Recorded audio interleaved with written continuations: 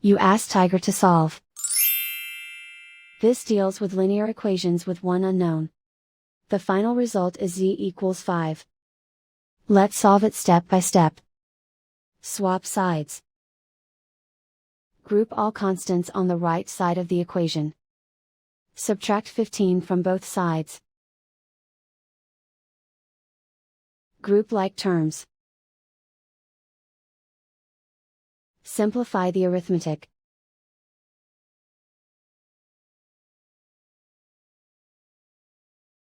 Isolate the z.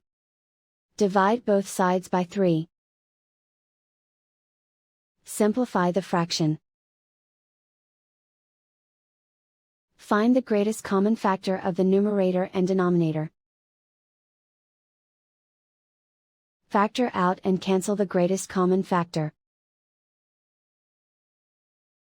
And so the final result is z equals 5.